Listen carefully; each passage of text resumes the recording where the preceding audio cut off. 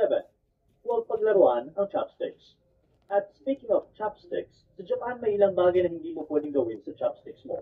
Unang-una, huwag mo itong itayo sa kanin o anumang pagkain dahil ito ang ginagawa ng mga Hapon para sa pagkain na ino-offer nila sa patay. Hindi nila magugustuhan kung gagawin mo ito habang kumakain. Pangalawa, hindi rin pwedeng magpasa ng mga bagay o pagkain mula sa chopsticks mo papunta sa chopsticks ng iba. Ginagawa rin nila ito para sa mga patay. Higit sa lahat, huwag mong paglaruan ang chopsticks mo sa harap ng may-ari. Pag ginawa mo ito, para mo na rin sinabi na mumurahin lang ang chopstick na binigay niya sa'yo. Disrespectful yan para sa mga Hapon. 8. Huwag humatching kung saan-saan. Kung nasa Japan ka at may sipon, wala kang ibang magagawa kundi suminghot sa mga public places. Kung sa ibang mga bansa ay disrespectful ang pagsinghot sa public, sa Japan naman ay mas disrespectful ang paghatching. Pag ginawa mo ito sa public place, titignan ka ng mga tao o pagsasabihan. Kaya kung naglalakad ka sa kalsada at pakiramdam mo tutulo na ang sipon mo, singhutin mo na lang o kung hindi ay maghanap ka ng CR o private na lugar upang matching. 9. Huwag kang mag-bathing suit. Ang mga baths sa Japan ay tinatawag na onsen at ipinagbabawal ang pagsuot ng bathing suit dito. Ang tanong, anong dapat mong suotin? Ang maikling sagot ay wala. Sa mga public onsen sa Japan, dapat ay nakahubad kang maliligo dito. Siyempre, nakahiwalay ang para sa lalaki at babae. Kung ayaw mong nakahubad habang maraming tao, huwag ka maglala. May mga private onsen naman doon na pwede mong suluhin.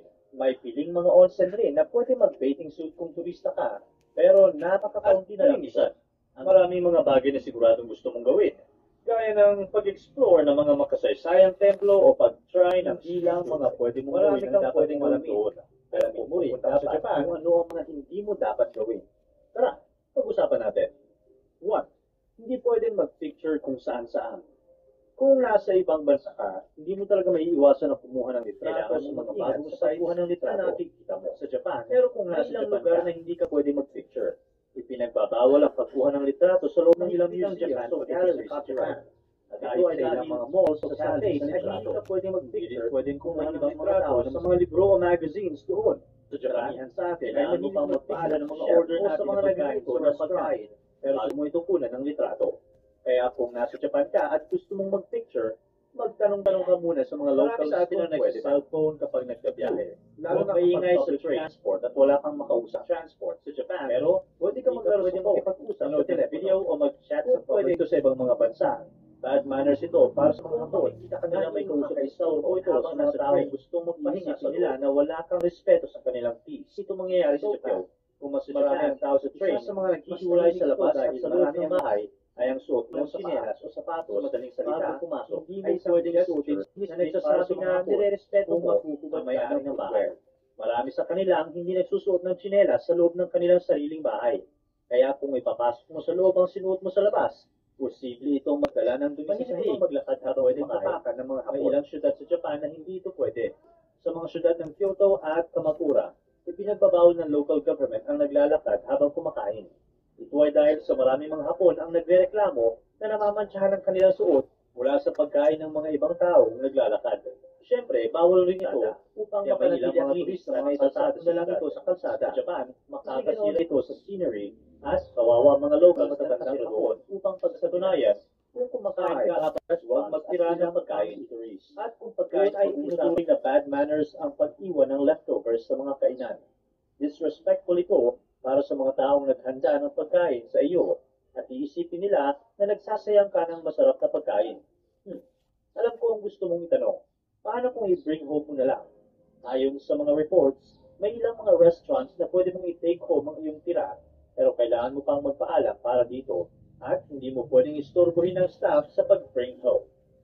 Ito ang rason kung bakit sikat ang take-out sa Japan upang makaiwas sa ganito. Kaya kung pupunta ka sa Japan at kakain ka sa isang restaurant, siguraduhin mong mauubos mo ang in-order mo para hindi ka tingnan ng mga tao doon.